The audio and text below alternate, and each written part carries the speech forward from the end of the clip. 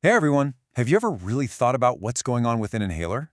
Like, how does this little device actually help someone with asthma breathe easier? Well, if you've been curious, you've come to the right place. We're going to pull back the curtain and demystify the science behind these incredibly important medicines. Okay, so before we can even talk about the solution, we've got to understand the problem, right? And this visual makes it crystal clear. On the left, you've got a normal, healthy airway. See how open and clear that is? Plenty of room for air to move. But now look at the one on the right. That's an asthmatic airway. It's inflamed, it's thickened, and that passage for air is just so much smaller. That is the fundamental problem we're trying to solve here. So what's actually happening inside our lungs to make an airway go from that nice open tube to, well, that? Let's dive a little deeper and look at the physical mechanics when breathing gets tough. All right, this diagram shows us the whole story, the whole progression. We start with that normal airway, then it gets inflamed, and then, bam, we're in the middle of an attack. And there are two big things happening at once here. First, see those smooth muscles? They're tightening up, literally squeezing the airway shut. And at the exact same time, air is getting trapped down in those tiny little air sacs. So it's this nasty double whammy. The pipes are getting smaller, and the old air can't get out. It's no wonder it's so hard to breathe. And this flowchart, it basically lays out the step-by-step chain reaction. It all kicks off with some kind of trigger, like allergens or maybe even just cold air. That trigger flips a switch, activating cells in your airway. Those cells then release a whole flood of chemicals called inflammatory mediators. You've probably heard of things like histamine. And those chemicals are what cause all the physical changes we just saw, the swelling, the muscle tightening, and that all leads to the final result, a blocked airway. So that's the problem. It's this whole cascade of events, one thing leading to another. The good news? We have a really smart medical toolkit designed to jump in and stop this process at different points. Let's open up that toolkit and see how these medicines actually fight back. And here's the key thing to remember. There's no single magic bullet here. It's all about using the right tool for the right job. Some medicines are all about relaxing those tight muscles, while others are designed to calm down that inflammation. It's a really strategic, two-pronged attack. Okay, tool number one, bronchodilators. The name kind of gives it away, right? These are the airway openers. Their whole job is to go after those smooth muscles that are squeezing everything shut.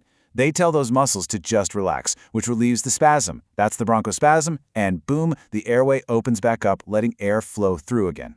Next up in the toolkit, we have corticosteroids. So if the bronchodilators are our airway openers, you can think of these as the inflammation tamers. They tackle the other half of the problem, all that swelling in the airway walls. Their job is to reduce that inflammation, bring down the swelling, and just generally calm the whole system down. But wait, there's more in our toolkit. These are kind of like the supporting cast. You've got mucolytics, which help thin out any thick, gunky mucus. Then you have expectorants, which help you, cough all that stuff up and out. And finally, antistussives are there to quiet down a cough when it's just not helpful. See? Each one has a very specific job to do. All right, so we've seen what goes wrong, and we've met the tools designed to fix it. So now for the big question. How do we actually put this toolkit to work in a real-life situation, like an asthma attack? This table really breaks down the game plan. You see the inhaled corticosteroids? Those are our inflammation tamers, working behind the scenes to fight that swelling.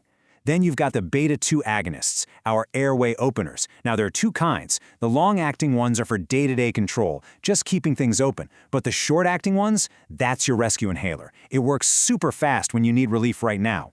And finally, you see anticholinergics? They also help open the airways, but they do it by blocking certain nerve signals. It's a whole team effort. But you know what? Having the perfect medicine is only half the story. It's like having the world's best quarterback. But if the pass doesn't get to the receiver, it doesn't matter. The medicine has to get to where it's needed, deep inside the lungs. And that is all about technique. And this quote right here, it just says it all, doesn't it? Assessing technique regularly is critical. The entire success of the treatment depends on this. It's not enough to just take the medicine. You have to take it the right way every single time. Okay, let's quickly walk through the steps for a typical inhaler, what's called an MDI. Step 1 is prep. Take the cap off, give it a good shake. Then, get in position. Breathe out all the way.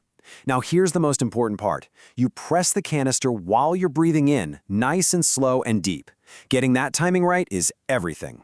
Once the medicine's in, just hold your breath for about 5 to 10 seconds. That gives it time to settle deep in your lungs before you slowly breathe out. Now, a lot of people use a spacer, and this little device can make a huge difference. You just puff the medicine into this chamber first. It holds the medicine there for a second so you don't have to worry about that perfect timing. You can just take a few slow, deep breaths and inhale all the medicine. It totally takes the coordination challenge out of the equation, and it helps a lot more of that medicine get where it needs to go. And this visual, right here, this is the big aha moment. It shows you exactly why technique is so important. When you do it right, a good chunk, like 10 to 40% of the medicine actually lands in your lungs, where it can do its job. But with bad technique, a shocking 60 to 90% ends up in your mouth and gets swallowed. It just goes into your stomach, which does absolutely nothing for your breathing and can actually cause more side effects. Seriously, technique is everything.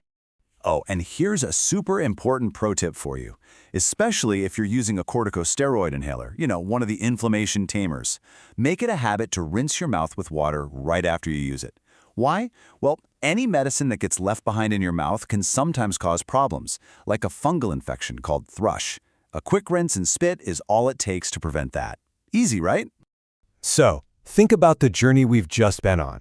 We went from deep inside a squeezed, inflamed airway all the way out to the nitty-gritty of how to use an inhaler correctly. Let's just take a second to connect all those dots and talk about why this all matters so much. At the end of the day, it really boils down to this. Understanding this stuff is empowering. When you get the what's happening in your lungs, and the how these medicines work, and the why your technique is so critical, you're not just following orders anymore. You become an active participant. You're in the driver's seat of your own health. So, we've peeled back some of the mystery behind these amazing medicines. But learning, it's a journey, right? It never really stops. Knowing how all this works is an awesome first step. So the real question is, what are you going to get curious about next? Thanks for joining me.